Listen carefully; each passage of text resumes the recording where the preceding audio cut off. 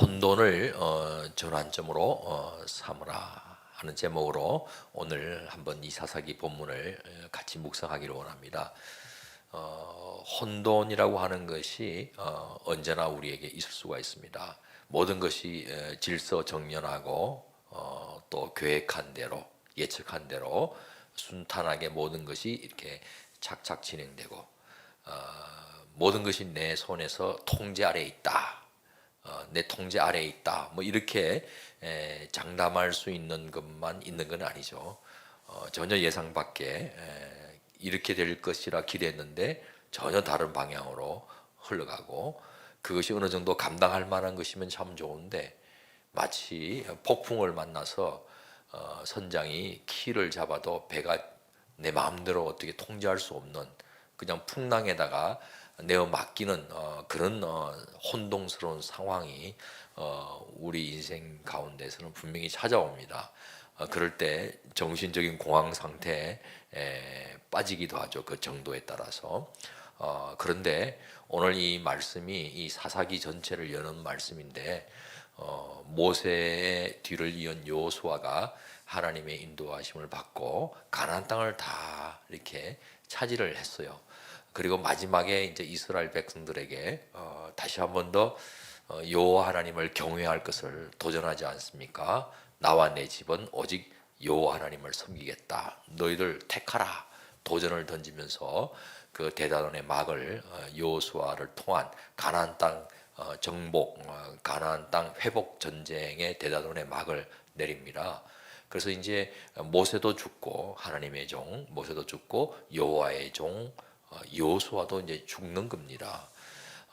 사사기 보면은 그 어떤 지도자도 여호와의 종이라는 호칭을 들어본 적이 없어요. 그냥 지도자 이름이에요. 그런데 여호와의 종 할 때는 굉장한 권위를 부여하는 그런 단어인데 모세와 그리고 뒤를 이었던 여호수아에게는 붙여졌던 타이틀이었습니다. 오늘 1절이 그런 지도자가 이제 사라졌다. 지도자의 부재를 예고하고 있는 겁니다. 그 1절 보니까 여호수아가 죽은 후에 그 여호수아가 죽었습니다. 모세하고는 조금 다른 성정이 있었을 거예요. 그 여호수아서 1장 보면은 강하고 담대하라. 내가 너와 함께한다. 너는 오직 좌로나 우로나 치우치지 말고 내 율법을 행해라. 내가 너와 함께한다. 그런 말씀을 들려줄 때야 여호수아의 성정이 강하지 못하고 담대하지 못했기 때문에 역설적으로 그렇게 쓰으리라 이렇게 짐작을 합니다.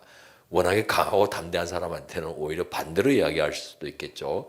그런데 강하고 담대하라. 두려운 거죠. 하지만 내가 너와 함께하는 것이 아니냐. 너가 할 일은 하나님의 나의 말씀, 나의 율법을 지키는 것이다. 그러면 내가 너와 함께하겠다. 이 가나안 땅 처음에 전쟁 치르기 전에 여리고성과의 전쟁 전에 이미 여호와의 군대 대장이 그런 여호수아서 전체를 이끌어주는 중요한 말씀을 하잖아요. 여호수아의 질문, 너는 나를 우리를 위하느냐, 상대 저쪽 적편들을 위하느냐 할 때 아니라 나는 여호와의 군대 대장으로 왔다. 제3의 답변입니다. 너 편도 아니고 여리고 쪽 편도 아니다. 나는 하나님 편이다. 이 뜻이에요. 그러면 이렇게 답하면은 서운해할 거는 없어요. 사실 뭐 소명받고 주의 일에 뛰어드는 주의 백성들 아닙니까? 성전을 임하면서 가나안 땅 약속받은 그들이 들어가는데 당연히 하나님이 우리 편 되어주어야 하지 않습니까? 우리는 그런 하나님을 기대합니다. 내 편 들어주는 하나님, 편 들어주는 하나님. 우리가 지금도 얼마나 많은 경쟁과 심지어 갈등과 싸움이 있습니까? 그럴 때마다 하나님이 내 편 들어주기를, 우리 편 들어주기를 우리는 많이 기대합니다. 그런 여호수아에게 아니다. 나는 너 편도 아니고 저 편도 아니고 하나님 편이다. 섭섭할 수 있는 답변이죠. 하지만 가만히 뒤집어 놓고 생각하면은 여호수아가 하나님 편이 되면 한 편이 되는 거예요. 그러니까 무조건하고 내가 어떤 삶을 살든지 내 편 들어달라고 편 들어주시는 하나님을 찾을 게 아니라 내가 하나님 편이 되면 되는 거예요. 내가 하나님의 뜻에 순종하고 내가 하나님과 동행하면은 당연히 하나님은 우리 편이 되는 겁니다. 그게 이제 여호수아 전체를 열어가는 화두라고 할 수가 있겠습니다. 그 핵심이 뭐냐면 율법을 지키는 거예요. 여호와를 경외하고 좌로나 우로나 치우치지 말고 하나님 말씀 언약 백성 시내산에서 모세를 통해 체결한 언약 시내산 언약처럼 하나님의 말씀을 그대로 이행하면은 하나님이 온 열방 가운데 제사장 나라 거룩한 백성으로 삼겠다 하는 그것이 이제 여호수아를 통해서 시작되는 것이고 여호수아가 마감되면서 그 고백을 온 공동체로부터 끌어내고 대다돈의 막을 내렸던 겁니다. 그 여호수아가 죽은 겁니다. 죽은 다음에 하나님께서 말씀하십니다. 이스라엘 자손이 여호와께 이제 여쭈었어요. 그러니까 우리 가운데 누가 먼저 올라가서 여러 지파 12지파가 있는데 누가 먼저 올라가서 가나안 족속과 싸우리까? 다 정복했는데 남아있는 이 가나안 족속은 또 뭐란 말입니까? 그러니까 땅은 다 차지한 것 같아도 아직도 남아있는 완전히 진멸하지 못한 일부 가나안 족속이 있었다는 뜻이죠. 저 가나안 족속하고 누가 먼저 올라가서 싸우겠습니까? 라고 여쭈었더니 하나님께서 유다 지파를 지명하셨습니다. 유다 지파. 가장 큰 무리가 있었죠. 레아의 몸에서 나온 유다 지파. 유다 지파가 올라갈지라.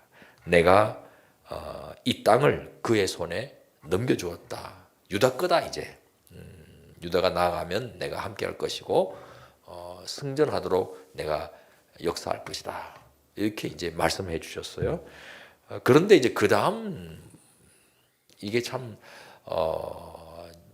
긍정적으로 보면은 귀한 일인 것 같은데 잘 해석해야 돼요. 3절 보면은 그 명령을 받은 유다 지파가 나아가지 않고 갑자기 시므온과 함께 하자고 이야기합니다. 3절에 유다가 그의 형제 시므온에게 이르되 내가 제비를 뽑아서 얻은 땅에 나와 함께 올라가서 가나안 족속과 싸우자. 그리하면 나도 네가 제비를 뽑아서 앞으로 얻을 그 땅에 나도 함께 가서 싸워주겠다. 하니까 시므온이 같이 가서 이 시므온은 굉장히 작은 지파였고 유다 지파의 영역에 같이 이렇게 붙어 있는데 아마 흡수되는 그런 상황이었던 것 같아요.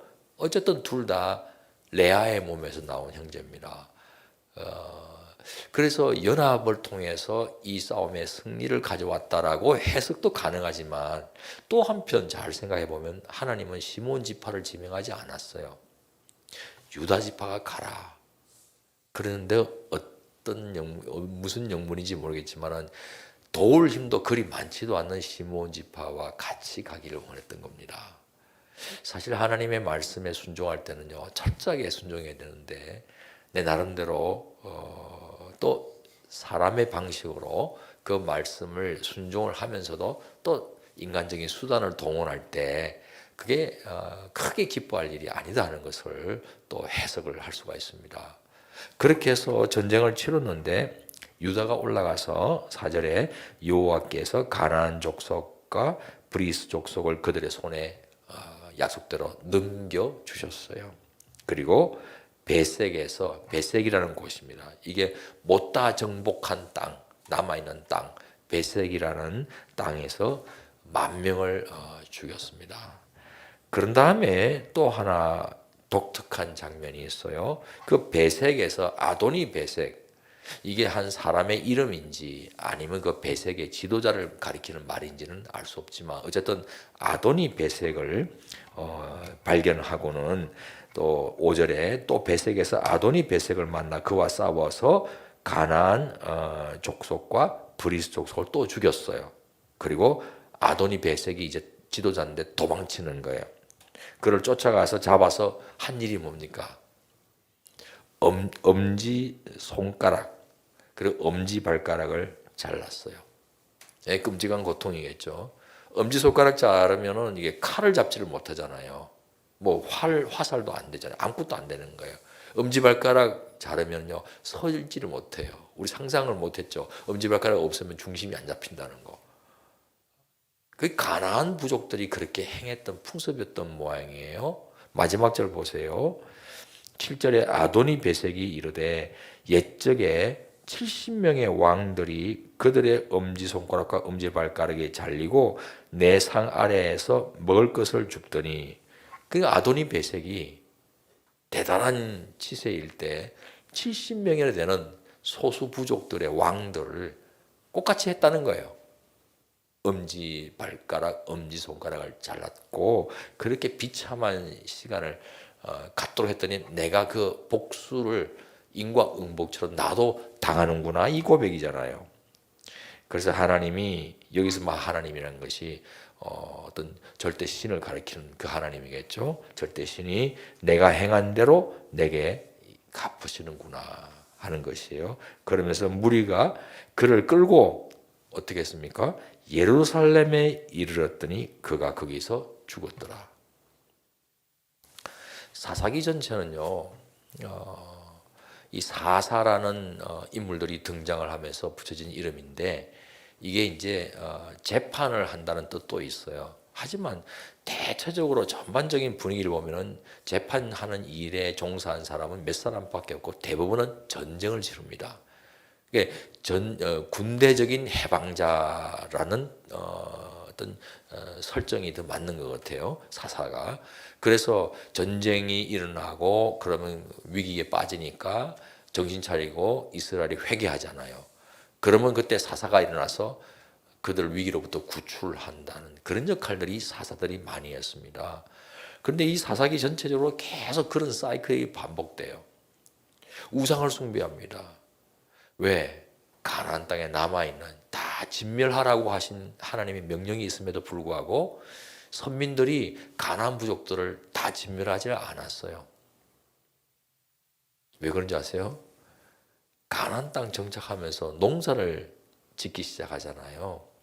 농사를 짓는데 경험도, 가나안 땅 경작에 대한 경험도 별로 없고, 두 번째로는 일손이 필요한 거예요. 부역군이 필요한 거예요.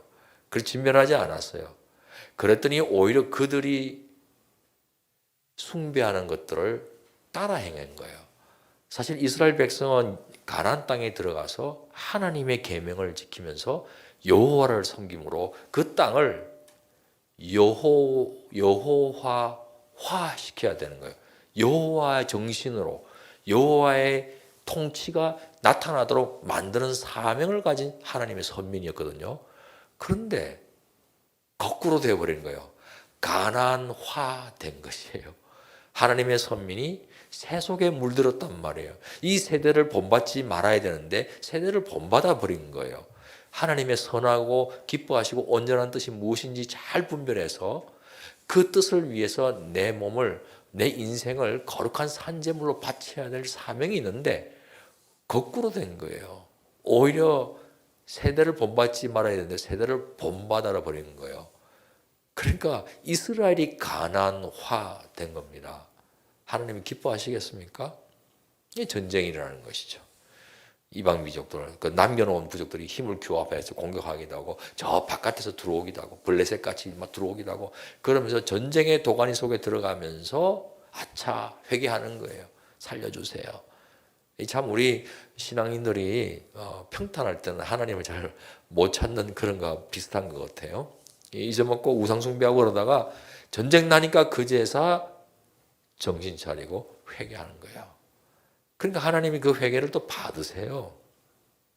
일으킨 자가 사사, 이 군사적 해방자 일으켜서 그들을 구출해 주세요. 그런 다음에 다시 안정기에 들어가요. 평화가 오니까 또 우상숭배를 해요. 이게 대체적으로 사사기의 7번 정도의 그 사이클로 계속 이런 식으로 반복되어 나타나는 거예요. 오늘 이 서문에 1장 1절부터 7절 사이의 서문에 그 같은 요소가 스며 있는 거죠. 유다를 향해서 너희가 올라가라 그랬는데 그대로 순종하지 않고 시몬을 데리고 같이, 시몬 지파를 데리고 같이 전쟁을 치렀어요. 전적인 순종이 아니란 뜻이에요. 그리고 가나안 부족들을 변화시켜야 되는데 오히려 가나안화된 거예요. 적장이나 엄지 발가락, 엄지 손가락을 자르는 가나안 풍습을 이스라엘이 똑같이 행했다는 것이죠. 이건 시사하는 바가 있어요. 이스라엘에게 주어진 명령은 즉결 처분이에요. 그 자리에서 바로 죽여야 돼요. 그런데 그렇게 비참하게 만든 다음에 예루살렘까지 끌고 갔어요. 이거는 전적인 순종이 아니에요. 시므온 데려가는 것도 그렇고 즉시 처형하지 못했고 예루살렘까지 끌고 가는 것도 그렇고 그리고 그에게 엄지발가락과 엄지손가락을 자르는 가나안 풍습을 오히려 이스라엘이 행해서 가나안화 되어버린 모습을 이 벽두에 보여주고 있는 거예요. 마치 복선을 까는 것 같죠. 이스라엘이 사사시대에 그와 같이 가나안 땅 부족들을 변화시켜서 여호와 하나님을 경외하는 하나님께 영광 돌려드리는 하나님의 통치가 일어났는데 쓰임받은 게 아니라 도리어 수시로 반복되면서 가나안의 세대를 본받는 가나안 풍습을 본받는 그런 역사다. 그때마다 하나님이 노하시고 진도하시고 책망하시고 심판도 하셨다는 거예요. 여러분 혼돈 속에서 올바른 방향, 혼돈 속에서 창조, 혼돈 속에서 새 역사를 이루어 나가려면 우리에게 주어진 유일한 것이 하나 있습니다. 하나님 바라보기. 기본에 충실하자는 작년도의 우리 화두 그거예요. 하나님 바라보기. 다시 새롭게 시작하려면 회개하여서 우리 영혼이 하나님께로 돌아서는 거예요. 그게 참된 회복의 시작입니다. 회개해야 돼요. 아직도 하나님 아닌 다른 것을 더 의지하고 하나님 믿으면 하나님이 함께해서 전쟁에서 이기게 해주겠다 했는데 시므온은 기껏 데려가고 이 세대를 본받지 말고 나만을 경외하라 그러는데 세상 방식을 취하는 그런 하나님이 기뻐하지 않는 거거든요. 이 시대에 우리가 하나님을 섬기고 하나님께 쓰임받는 그런 하나님의 사람으로 부름받았는데 코로나가 왔습니다. 이 코로나로 말미암아서 각 가정이나 일터에서 어떤 참 여파, 어떤 삶을 사는지 상상을 초월합니다. 예배도 마음대로 못 드리잖아요. 요즘 아주 우리가 뭐 비대면 하면서 익숙해져 버렸습니다만은 이게 우리의 목표는 아니잖아요. 우린 연약하기 때문에 모여야 돼요. 어디서든지 예배 드릴 수 있다는 건 맞아요. 하지만 그러기에는 우리가 너무 연약하다는 것도 솔직한 고백이에요. 그래서 하나님은 예배당도 허락하고 주일도 허락하고 모여서 예배 드릴 것을 권고하셨잖아요. 그래서 모일 수 있으면 모여야 돼요. 모이기를 힘쓰라 그랬잖아요. 그런데 지금 감염병 때문에 모이지 못해서 그렇지 그렇다고 이것이 계속 이렇게 간다면 연약한 우리가 그냥 신앙생활이 아주 바닥을 칠 수가 있다는 걸 솔직히 고백을 해요. 며칠 전에 작년도에까지 사역하고 지금 이제 가정에서 또 학교 일을 하면서 선교 일을 지금 하고 있는 윤동성 목사님께서 방문하셨어요. 그러니까 주일 예배를 영상으로 예배를 카메라 TV 화면 앞에서 드리는데 늘 주일 준비 때문에 분주하고 사역자로서 예배자로서 막 바쁘게 움직이면서 온 힘을 다해서 정성껏 준비하는 그 사역자가 아니라 그냥 앉아서 일반 성도님들처럼 예배자로 있어 보니까 전혀 다른 경험이더라는 거예요. 우리 사역자들은 애를 많이 쓰거든요. 지금 어쩌든지 이 내용이 성도님들한테 전달되고 저는 여러분 얼굴 보이지도 않잖아요. 저 카메라를 들여다보면서 분명히 저기 계실 거야. 막 그림만 그리면서 어느 분 기도하고 있겠지, 어느 분 지금 예배드리고 있겠지 하면서 상상만 하지만은 전혀 볼 수가 없어요. 이런 황당한 경우가 어디 있습니까? 그런데 성도님들 입장이어서 예배를 드리는데 우리 사역자들이 열심히 준비하는 거 알잖아요. 윤 목사님이. 그럼에도 불구하고 그 내용이 좀 잘 이렇게 100% 와닿지를 않는다는 거예요. 또 금방 정신 딴 데 팔면은 중심이 이제 흔들리고 해이해지고 예배를 집중할 수 없는 그런 경험을 했다는 거예요. 아, 이게 지금 우리 성도님들의 현주소구나. 그렇습니다. 우리 솔직히 그런 걸 인정을 해야 됩니다. 이 예배가 예배 아닌 것 절대 아닙니다만은 그럼에도 불구하고 모여서 드리는 예배하고 비교할 수가 없는 거예요. 연약하니까. 우리는 시간과 공간의 영향을 받는 존재예요. 매일 매 순간 예배 드린다. 맞죠? 진리죠. 언제 어디서든지 꼭 주일 아니더라도 언제 어디서든지 하나님 만나서 예배 드릴 수 있는 사람이에요.